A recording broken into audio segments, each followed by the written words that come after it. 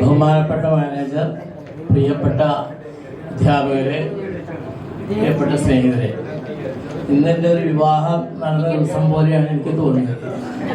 രാവിലെ തന്നെ കുറിച്ച് റെഡിയായി ഞാൻ പുറത്തിറങ്ങിയപ്പോൾ 2 കാറുകളാണ് വന്നത്.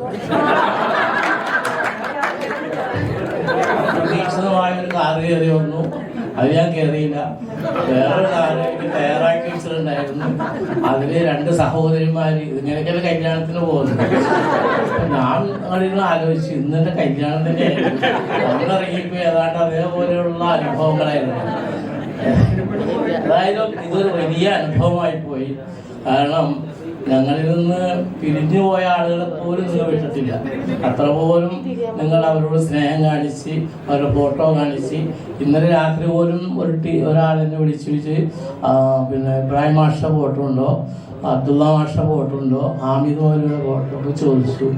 എൻ്റെ കയ്യിൽ ആരെയും ഫോട്ടോ ഉണ്ടല്ല. വേണമെങ്കിൽ ഞാൻ ബന്ധപ്പെട്ട് അവരുടെ വീട്ടുകാരായിട്ട് ബന്ധപ്പെട്ടാൽ കിട്ടുമായിരിക്കും. അപ്പോൾ അത്രമാത്രം നിങ്ങളിത് ത്യാഗം സഹിച്ച്. ജേക്കബ് സാർ വിളിച്ചു പറഞ്ഞ് അവർ വണ്ടിയായിട്ട് വരുമെന്ന് പറഞ്ഞിട്ടുണ്ടായിരുന്നു. വന്നിട്ടുണ്ടെങ്കിൽ ഞാൻ വരും എന്ന്. ഇത്രമാത്രം നിങ്ങൾ കഷ്ടപ്പെട്ട് ഈ പരിപാടി നടത്തിയതിൽ ഏറ്റവും കൂടുതൽ നിങ്ങൾ അഭിനന്ദിക്കാൻ തോന്നുന്നു. നിങ്ങൾക്ക് എല്ലാവിധ വിജയങ്ങളും ആശംസിക്കുന്നു. സമയം വൈകിയതുകൊണ്ട് കൂടുതൽ പറയുന്നില്ല. എല്ലാവർക്കും നന്ദി.